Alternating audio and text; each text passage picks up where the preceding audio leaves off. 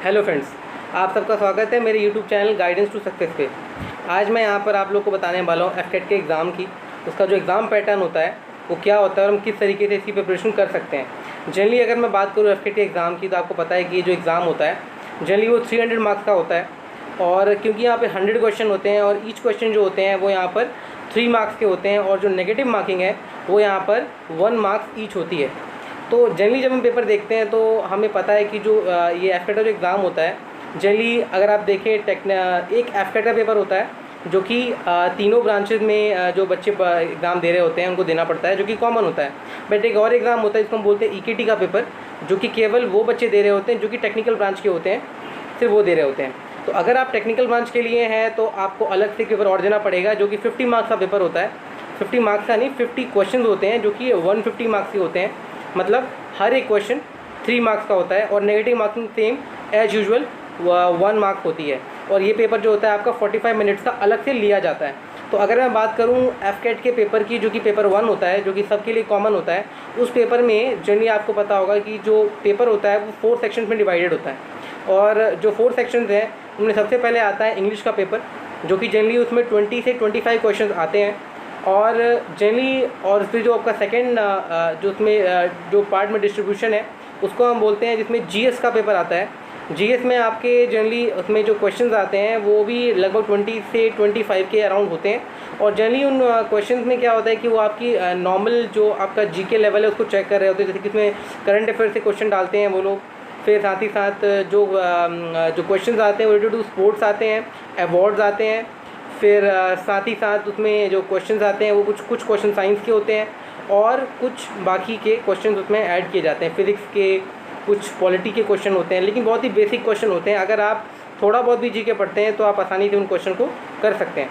फिर जो थर्ड चीज़ उसमें आती है वो होता है आपका मैथ्स का पेपर। जनरली जो यहाँ पे मैथ्स होता है वो यहाँ पे क्वांटिटेटिव एप्टीट्यूड का पेपर होता है, जिसमें ज़्यादातर क्वेश्चन जो आते हैं वो वैसे आ रहे होते हैं जिसमें आपको कोई भी चीज़, जैसे प्रॉफिट एंड लॉस हो गया, फिर जैसे कि आपको एजेस निकालने हैं तो बोर्ड्स के क्वेश्चन आते हैं। इस टाइप के क्वेश्चन मैथ में आते हैं। जनरली ये जो क्वेश्चन होते हैं ये 15 से 18 के बीच में रेंज करते हैं। उसके बाद जो आता है लगभग 32 से 35 जो क्वेश्चन होते हैं वो यहाँ पर आपके रीजनिंग के होते हैं। और रीजनिंग जो है वो सबसे ज़्यादा स्कोरिंग होती है, क्योंकि आपको पता है कि उसमें क्वेश्चन नंबर जो क्वेश्चन है वो भी ज़्यादा होते हैं। उसके साथ साथ रीजनिंग के काफ़ी सारे क्वेश्चन काफ़ी हद तक ईजी होते हैं। स्पेशली अगर मैं बात करूँ उन फिगर जो जिन क्वेश्चन में फिगर्स आते हैं वो क्वेश्चन करना काफ़ी आसान होता है, और उसमें आपके सही होने के चांसेस भी ज़्यादा होते हैं। तो अगर आप प्रिपरेशन कर रहे हैं किसी भी अगर आप इस एग्ज़ाम की प्रिपरेशन करते हैं तो ये ज़रूरी है कि आप पहले पैटर्न को अच्छे से अंडरस्टैंड करें। आप ये समझें कि आपको कहाँ और किन चीज़ों पे आपको ध्यान देने की ज़रूरत है। अगर मैं बात करूँ इंग्लिश की, तो अगर इंग्लिश में अगर आपकी वोकैबुलरी अच्छी है तो डेफिनेटली आपके चांसेस यहाँ पर स्कोर करने के ज़्यादा है, क्योंकि आपको पता होगा एक उसमें अनसीन पैसेज आता है जो जनरली ठीक ठाक लेवल का होता है, आपको बहुत ज़्यादा मुश्किल या आसान नहीं लगेगा। लेकिन उसके बाद उसमें जो आइडियम्स वाले 4 क्वेश्चन आते हैं, 4 से 5 क्वेश्चन आइडियम फ्रेजेस के होते हैं। फिर एक आपका आता है जिसमें आपको सेंटेंसेस गिवन होते हैं, और आपको उसमें जो उसमें फिल करना पड़ता है, जो बीच में जैसे कि उनमें क्या होता है, कुछ ऐसे वर्ड्स मिसिंग होते हैं जिनको आपको फिल करना होता है। और फिर आता है आपका जो क्वेश्चन होते हैं, इसमें एंटोनिम्स और सिनोनिम्स आते हैं। जनरली पेपर का इंग्लिश के पेपर में इतना ही आता है जो आपको देखने को मिलता है। जनरली अगर आप इंग्लिश के पेपर में अगर आप 15 से 18 के आसपास अगर आप क्वेश्चन को अटैम्प्ट कर रहे हैं और आप सही अटैम्प्ट कर रहे हैं तो इसका मतलब है कि आपने इंग्लिश में बहुत अच्छा अटैम्प्ट किया है। उसके बाद अगर मैं बात करूं जो आता है आपका जीके के वाले पोर्शन पे, जीके के पोर्शन में अगर आप देखें तो अगर आप 15 if you are able to done 15 questions right, then I think it is sufficient that you will clear that exam easily. Why I am telling you that if you are able to score 15 to 18 in English, and if you are getting about 15 in GK, then why I am saying that this exam is very easy for you, just because most of the students are not able to do questions in English and GK. Rest I think maths is comparatively easy, and the rest, the reasoning part is also very easy. So if you are able to score good marks in GK and English, then it is very easy for you to clear that exam.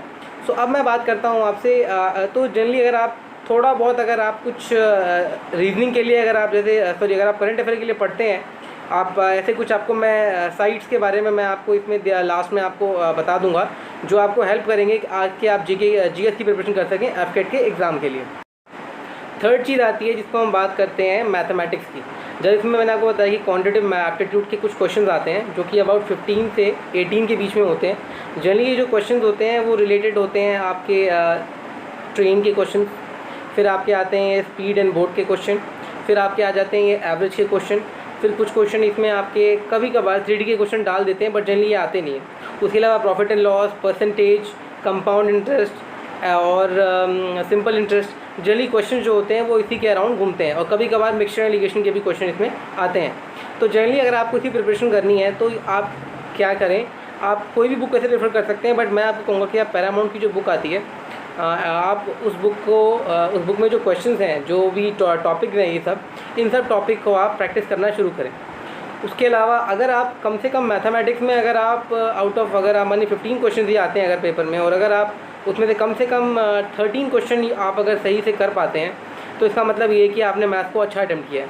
अब मैं ऐसा इसीलिए कह रहा हूँ कि अगर आप मानिए आप मैथ्स में अच्छे नहीं हैं और अगर आप मैथ्स में 15 में से अगर आप मिनिमम 10 मार्क्स भी स्कोर नहीं कर पाते हैं तो आपके बाद में अच्छे मार्क्स आने के चांसेस कम हो जाएंगे, जिसका असर अगर मानिए अगर आप वो एग्ज़ाम क्लियर कर भी लेते हैं तो भी आपको दिक्कत आएगी, क्योंकि फिर जब आप एसएसबी देने के लिए जाएंगे और जब आपका मेरिट लिस्ट बनेगा वहाँ पर आपके जो एफटेट के मार्क्स होते हैं ये काउंट होते हैं। इसीलिए ज़रूरी है कि आप कम से कम मैथ्स के पेपर में आप अगर 15 क्वेश्चन होते हैं तो एटलीस्ट कम से कम आप उसमें 13 क्वेश्चन तो ज़रूर सही करें।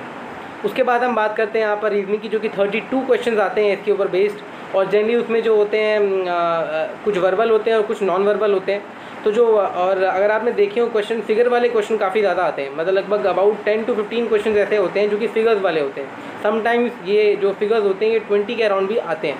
तो अगर आप फिगर वाले क्वेश्चन को देखें तो आपको उसके लिए प्रैक्टिस करने की बहुत ज़्यादा ज़रूरत है, क्योंकि जनरली होता क्या है कि स्टार्टिंग में हम उनके पैटर्न को समझ नहीं पाते और हमारा दिमाग भी जो होता है वो उस हिसाब से उन पैटर्न को अंडरस्टैंड करता नहीं है।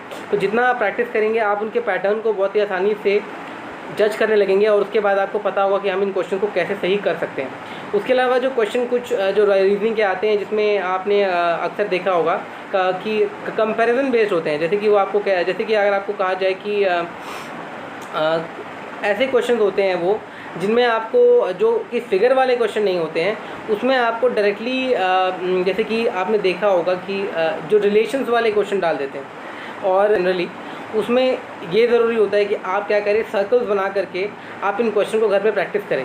और ये आप अगर आप इस तरीके से अपनी प्रिपरेशन शुरू करते हैं तो विश्वास मानिए अभी एफटेट का एग्ज़ाम जो है अभी से लगभग आप देखिए सितंबर में एग्ज़ाम होना है।